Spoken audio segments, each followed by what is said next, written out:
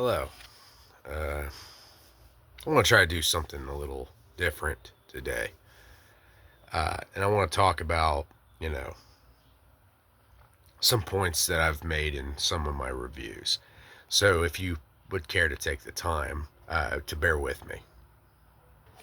When it gets to like varying analyses of how I do some of my reviews and stuff like that, uh, I tend to zero in, especially when it gets to modern films. I tend to zero in on elements that I sometimes bring into creative questioning. And what I mean by that is, when I taking some time to reflect on my Salem's Lot, as I'm thinking, is in the story of Salem's Lot. The town is called Jerusalem's Lot, but people call it Salem's Lot for short. But reflecting on that review, I noticed that I kept referring to the one character as the black kid, and I feel like I probably could have phrased that just a little better. Uh, but it does kind of, because some a friend of mine who watched the video asked me about how I referred to the why I referred to the race swap as inconsequential, and that's kind of what I want to get into. Uh, because I have a specific view when it gets to race swapping and, or by even some extension, gender swapping. And I have a particular view to it. You see, I'm not really particularly a fan of it, but there are times where I don't really care or mind it, and and it really, for me, it kind of comes into the basis of whether I consider the race or gender swap to be consequential or inconsequential.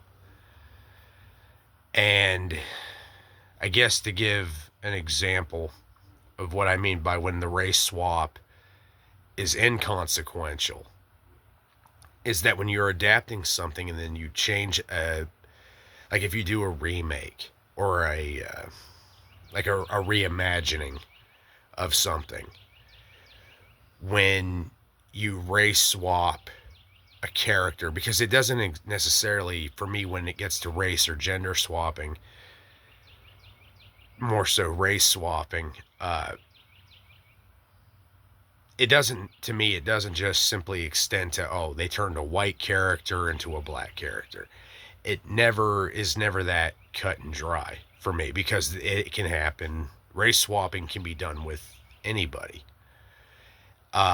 Case in point, in the original draft for the Michael Bay Ninja Turtles movie, they whitewashed Shredder. Because those of you who don't know, William Fichtner, actor William Fichtner, was set to play the character Eric Sachs, who was a whitewashed version of Hiroku Saki, the Shredder. I was not on board with that. The character has always been classically Japanese, even in the 2003 series. Even in the 2K3 series, where the Utrom Shredder was may have been an alien, but he was still masquerading as a Japanese man. Granted, that was only for the 2K3 series, and you find out there are reasons for it, a la the Tengu Shredder, aka the Demon Shredder, but still, that Japanese element was still there. And I felt like it was fucked up because, one, it undermines the mythos, it disrespects the lore, and it basically cuts a Japanese actor out of a job because so that Michael Bay could give a major role to one of his friends, because Bay and Fichtner are friends. And I think that's bullshit. But when it gets to race swapping and stuff like that, because it can extend to anything, Asian characters being race swapped with black characters, white characters being race swapped with Hispanic or Latino characters, like stuff like this happens a lot. And speaking from a Native American lens, I've seen a lot of that happen to Native American actors getting absolutely undermined in favor of Latino actors. They're not the same. Close, but still not the same. That's no different than casting Chinese actors in Japanese roles. It's not the same. Well, actually, I think the latter of that comparison is probably a little bit more accurate because at least the two are both Asian, whereas Latinos are their own thing now, as opposed to the days of the Mayans and the Aztecs. But my point remains. But for me, when race swaps are inconsequential, it is when usually you're in a modern setting, or that is when the character remains exactly the same. To keep it simple and basic, the character is depicted exactly the same. They have done nothing to change the character's attributes. They're the same character, they're just now being played by an actor of a different ethnicity. And I'm perfectly fine with that, because the character is still that character. They're just being played by an actor with a different skin color at the end of the day. As long as the character remains the same, that's perfectly fine. But then we get to what I call consequential race swaps. And after this, I'll give you guys a really good example of where there's a consequential race swap, or race and injection versus I'll give you guys examples of where it's consequential and where it's not. But when it gets to what I call consequential examples of race swapping that I find to be disgusting is when they take a character who is classically of a certain ethnicity or culture, and then they swap them out for something else, while apparently keeping it the same character, but because of the race swap, they completely change everything about that character. Their origin story is different. Their background is completely different. Their motivations, their personality have all been completely swapped out for something completely different. To the point that you almost have to ask yourself, what the fuck was the point of that? Why didn't they just make a new character? And I feel like with consequential race swapping, you see that a lot more in modern entertainment, because it's politically incentivized, for one, particularly due to ESG and DEI. And I find that to be kind of, it's kind of weird, but I also feel at times it can often be disrespectful to the source material. But at the same time, it's all done under the banner of inclusivity and diversity, which you can't force those things. You have to do it organically. Otherwise, it makes no fucking sense. And to claim that you're doing it to be virtuous, which, there is a common pattern between virtue signaling and clinical narcissism, it's insulting to the audience's intelligence. And that just simply won't do. Now to give you guys examples of consequential race swaps versus inconsequential race swaps. For the inconsequential race swap example that I will give you is to once again reference my Salem's Lot review from last night, where they race swapped the one kid character with a black actor. Other than that, the character is virtually the same character as he was in the original Salem's Lot. They don't change his personality. They don't change his background. He's fundamentally the same character. The only thing that's changed is that they cast a younger actor who just so happened to be black. Okay, there's nothing wrong with that. But to give you a really good example of a race swap that I felt was very consequential, is I can't think of the character's name because by my own admission, I'm not a Castlevania fan. I liked the Netflix anime, at least the first two seasons. Season three was kind of weird, and season four had its moments, but its follow up series, Castlevania Nocturne. In Castlevania Nocturne, uh, Richter Belmont teams up with a character who I can't off the top of my head, I cannot remember. Again, by my own admission, I never played the games. Unless you count Lords of Shadow, which, bro, I can already hear people sharpening their knives because I dare reference that. But uh, I get it. They're not canon, whatever. Whatever. I can't say I'm not gonna call myself a fucking fan. I like, again, I like the Netflix anime. That's the most Castlevania I ever really experienced, other than Lords of Shadow. But in Castlevania Nocturne on Netflix, there is a character who, because I never played the games or anything like that, I did not know any of this until after the fact, and then that's when I followed through with it. But there's a character in the show who is a young black female character who I can't remember what her name is, but she's a magic kind of character. That's her whole shtick. She can use, like, I think she can. I don't remember what they call her, but basically she can use magic to manipulate the elements and turn and form things and create weapons and shit like that. In the show, she's a black female who had a history of, I think they said she was born in Trinidad, she was a slave, and her whole goal mission is that she's hunting this certain vampire to get revenge because he was her mother's owner, and I think he killed her mom or something. Like, I can't remember. It's been a hot fucking minute. I looked, and it wasn't until I heard that character was actually a character from the games and that she had been race swapped. Now, I didn't see the full scope of it, but when I looked into who this character was, complete polar opposite. She was a blonde-haired, blue-eyed white girl who had a completely different origin story, completely different personality. And it's like what Netflix did to this character is that they practically turned her into a completely different character, completely just undermining the lore, because I think the writers even said that they didn't give a fuck about the games, they didn't give a fuck about the lore. And if that's the case, don't adapt something. Because if you're not going to respect the lore, Amazon, don't adapt it.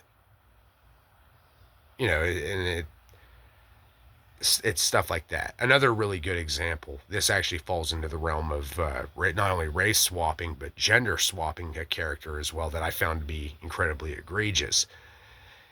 And that, to me, will always be one of the most egregious examples that I think a lot of people have forgotten about, was the race and gender swapping of the character of Anne Lewis from the 2014 remake of RoboCop.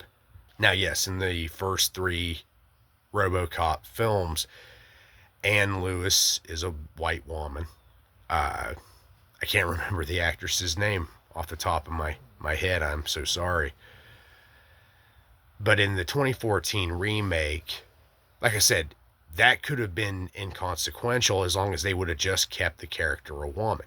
They could have race swapped Anne and made her a black woman. They could have made her a black woman. They could have made her Asian. They could have made her Hispanic. It wouldn't have mattered, but they stripped the character of her femininity and turned her, and cast a male actor instead. And it completely changed the character, because one of the whole defining points of Officer Lewis in the RoboCop story, is that she's kind of the anchor point. She's the one who helps Alex Murphy reconnect with his humanity. Like, she's the one who's, slowly her interactions with him, because she was his partner when he was alive, and now that when he's now that he's a cyborg fundamentally, she's the one that, once she pieces together who RoboCop is, that RoboCop was Alex Murphy, her now dead partner.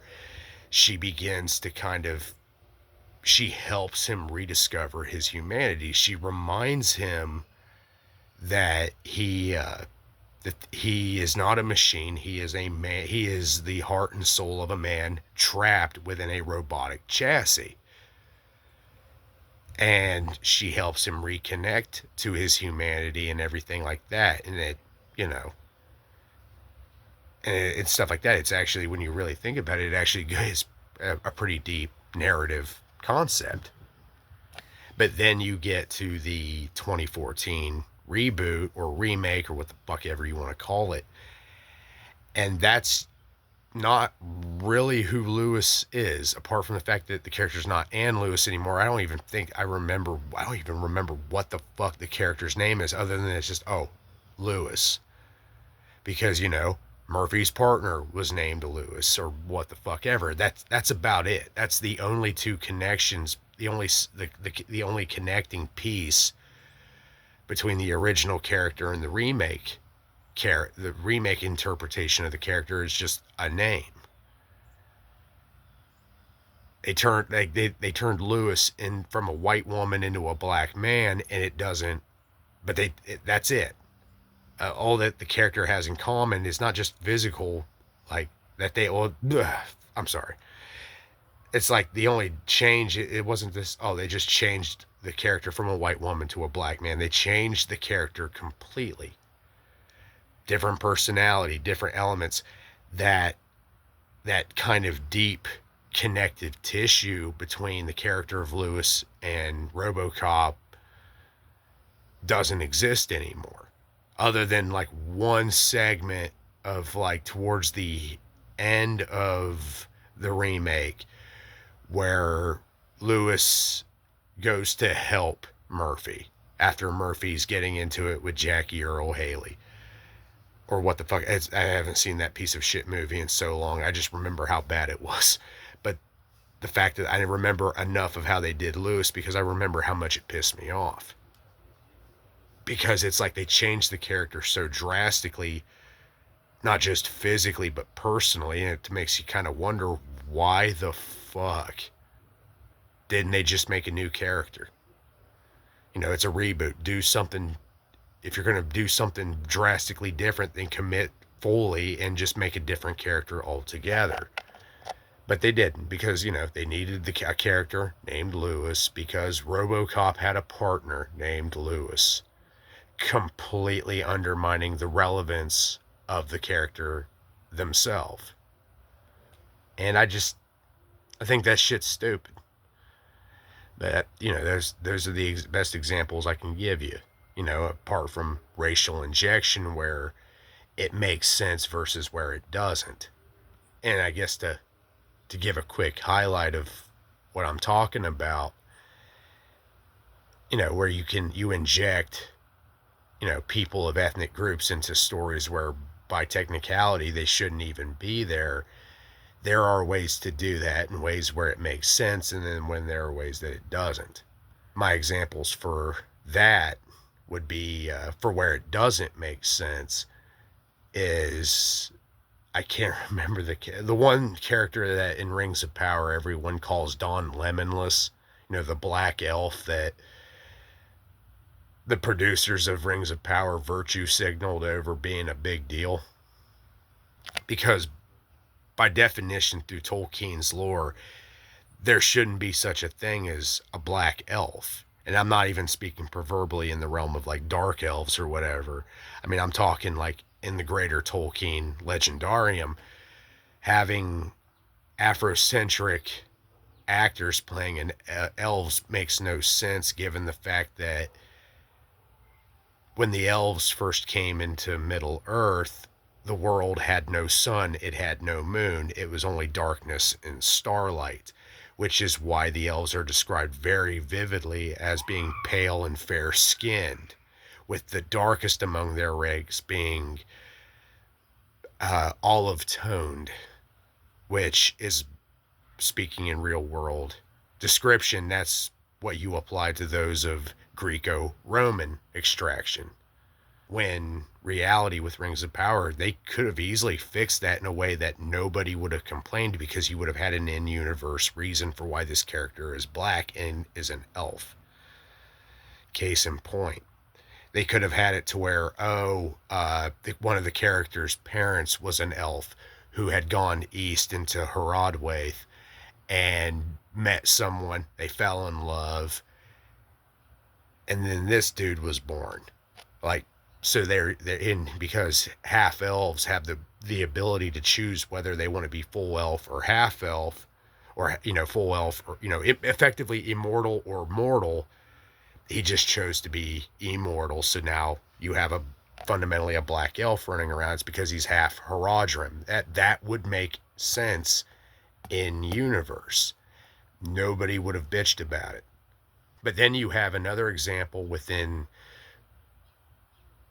a Tolkien related property where it actually does make sense, and that is the character of Baranor in Middle Earth's Shadow of War. Now, for the sake of context, obviously, Middle Earth Shadow of War came out, I believe that was 2018 or so. I remember when I first saw Baranor, because I didn't watch really much of the publicity of the game, so when I bought the game and actually played it, when I first see Baranor in the game, in truth, I actually did kind of roll my eyes, because this was, 2018, so this was around the time race swapping was starting to become a bit of a O2 common thing. And I thought, of course, current year, why should I be surprised? And then you actually meet Baranor and you get to know him a lot better.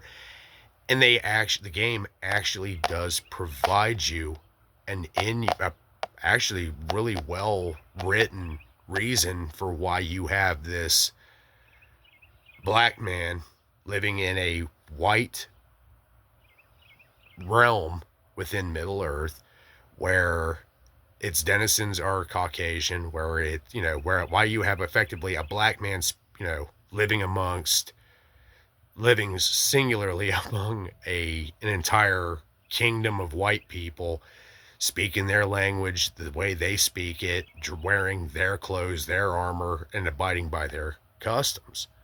And that's because you find out that Baranor, you find out is not his actual real name, but that was because Baranor is Haradrim. He was born in the country of Herodwaith, which is effectively Afrocentric, Middle Eastern, Egyptian, North African kind of territory within Tolkien's Legendarium.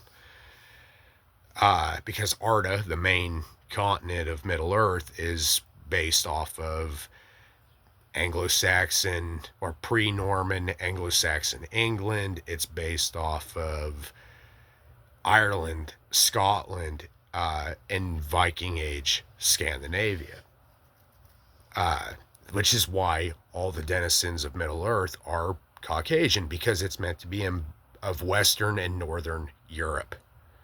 Because according to like Tolkien wrote, because the world of Middle Earth doesn't take place in some alternate dimension or some made-up fantasy world. The big twist of Tolkien's Middle Earth is it's actually set in our real world. It's just, it just happened thousands of years ago.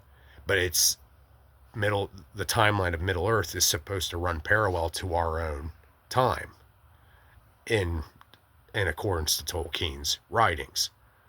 Therefore, that's why geographically you have the denizens of Middle Earth, or particularly Arda, Gondor, Rohan, the Shire, Esgaroth, the Elven kingdoms, the Dwarven kingdoms, all that, pretty much everything west of Mordor, its denizens are white, they're Caucasian, they're Eurocentric, and that's because that's supposed to be fundamentally what Arda is. It's Europe.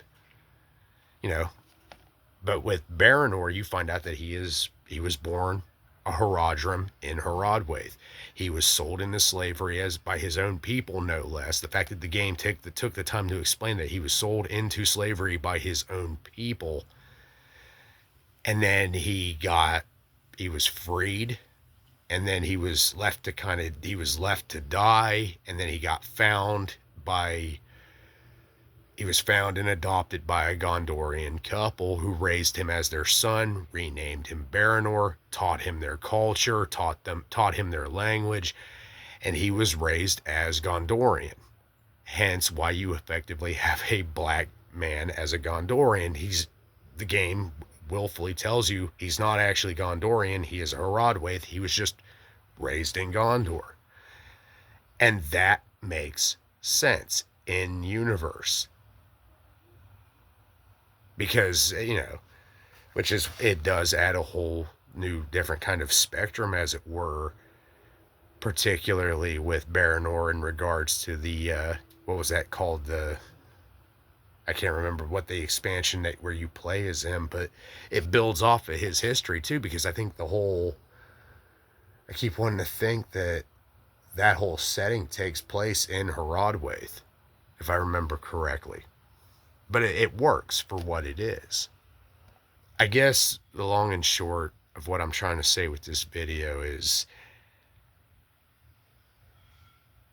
race swapping's just dumb. But it can be pulled off as long as it's done with thought and, with thought and everything like that. Because, the world isn't as simple as white or black, man or woman, straight or gay, or what the fuck ever.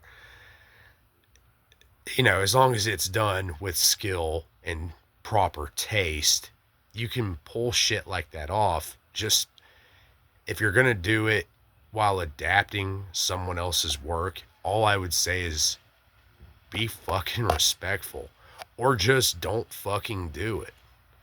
Again, Amazon. Rings of Power was garbage, by the way. True confession time.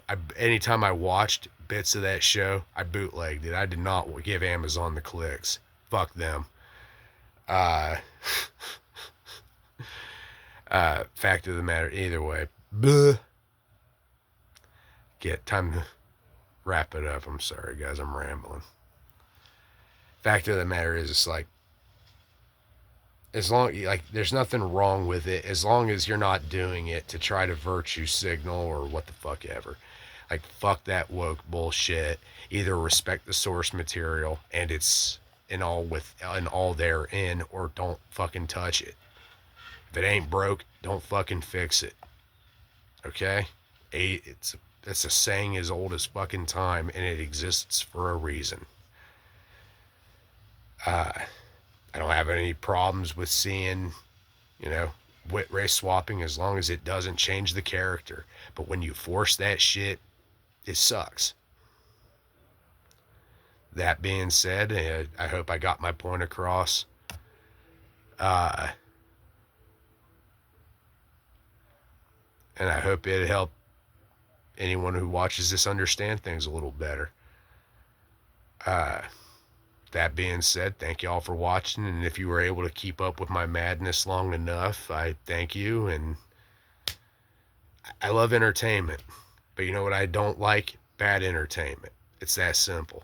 And there's a lot of things that can even little things that can easily ruin an experience, and I'd like to see it stop.